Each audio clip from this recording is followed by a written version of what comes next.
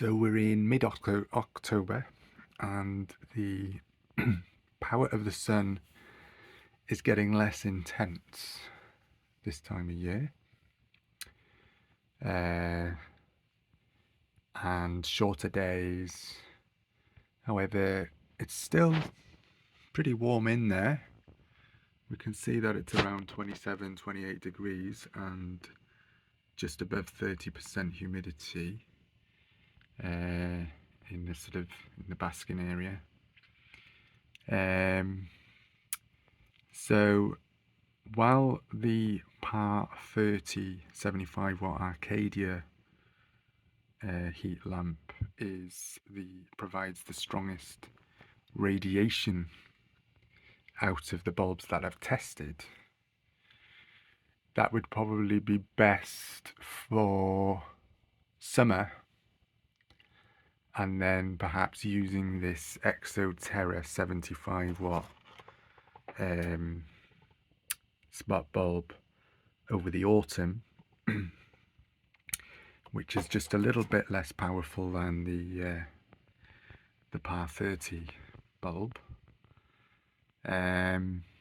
This one, when I put my hand under it, so down here, which is approximately 25 to 30 centimeters away from the basking bulb, I can feel the warmth on my hand, so there's still some radiation coming from there, which would probably be strong enough for this time of year anyway.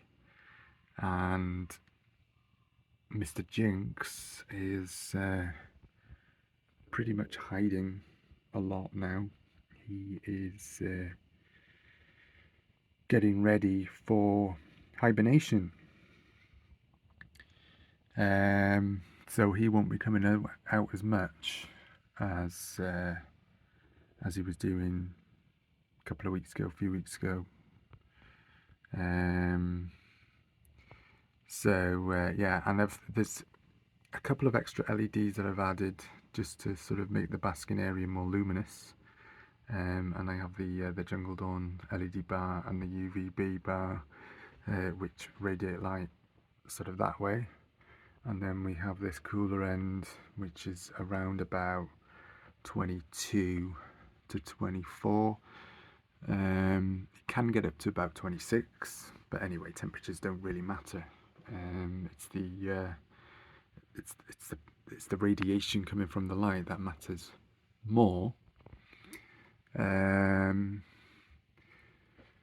which benefits their functioning really. So yeah. So I'm just going to do another little test with my solar irradiance meter. So the target radiation figure, so the target reading is a number between 200 to 350 watts per square meter, but that's just a general target. I suppose a safety net,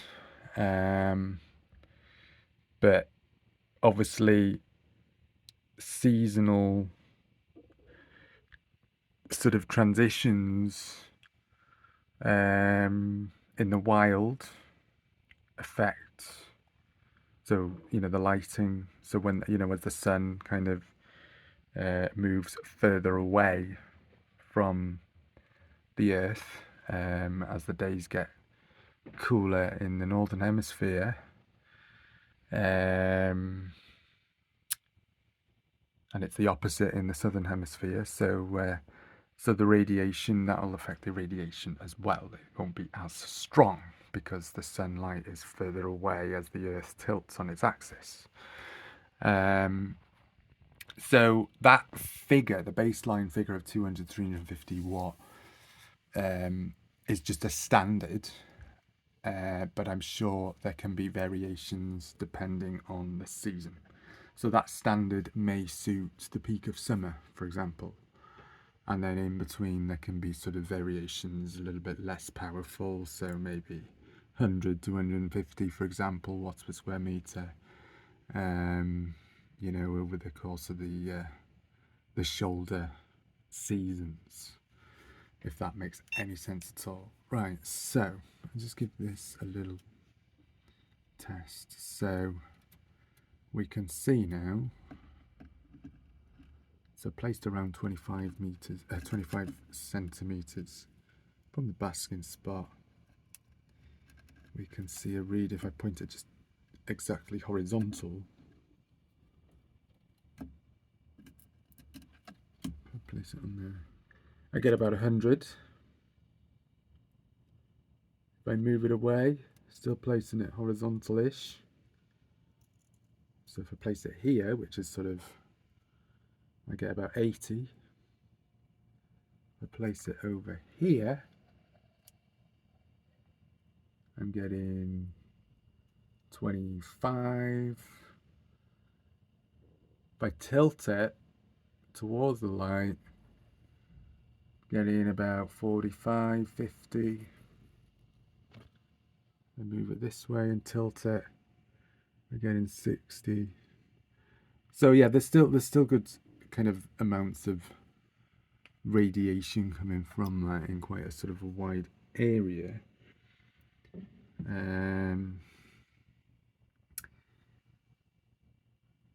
Where's my UVB meter?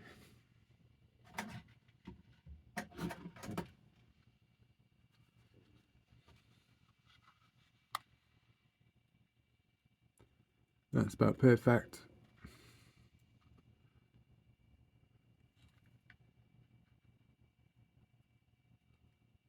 Yeah, it's fine.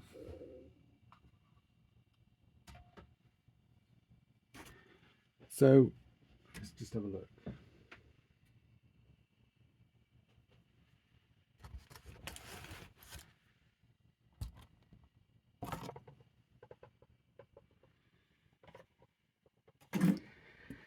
This is the PAR 30 75 watt heat lamp by Arcadia. It is the best in terms of giving the amounts of radiation that reach that sort of safety net threshold of 200 to 350 watts per square meter. But I think from my own judgment, really, I think this probably would be more suited to the warmer months of the year. So say from March or even April to September.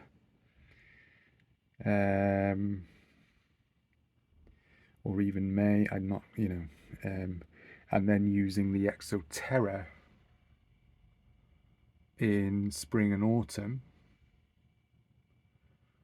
and then using a lower wattage spot bulb again, which I have here, over the winter months. So that would be the least powerful in terms of radiation. Still gives off warmth, but in terms of the radiation intensity, that's probably best for winter, or even the 40 watt.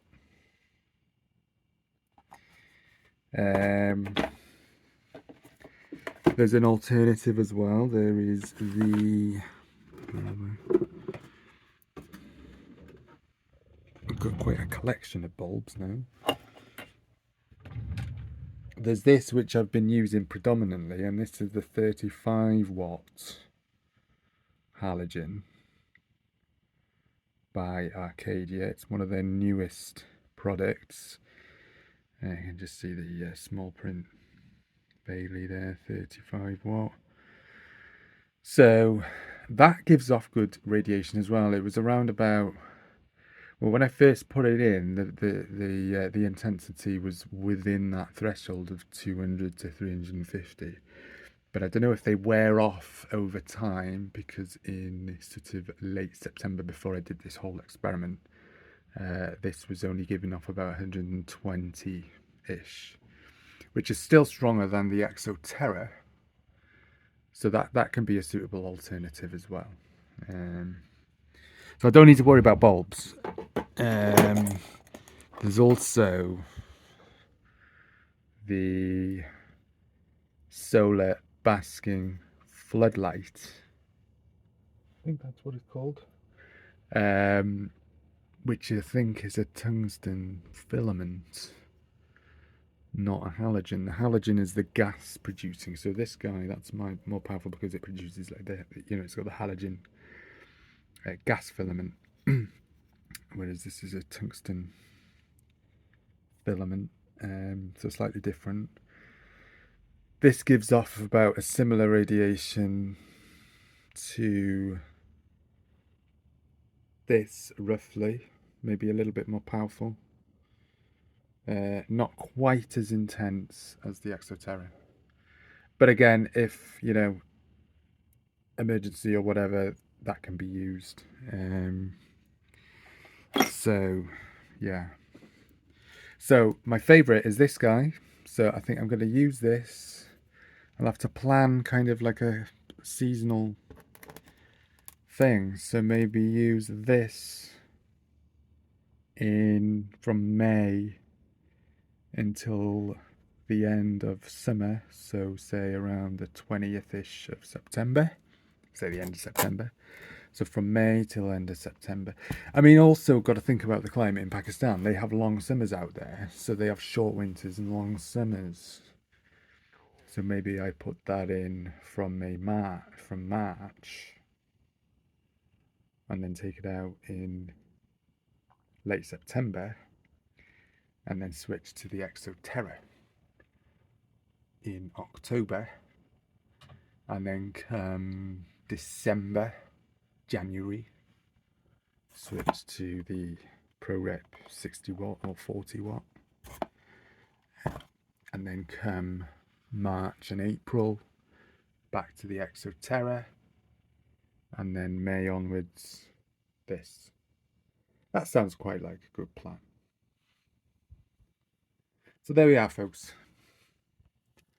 That is the latest update, and I hope you've enjoyed these videos, and I'll see you around soon.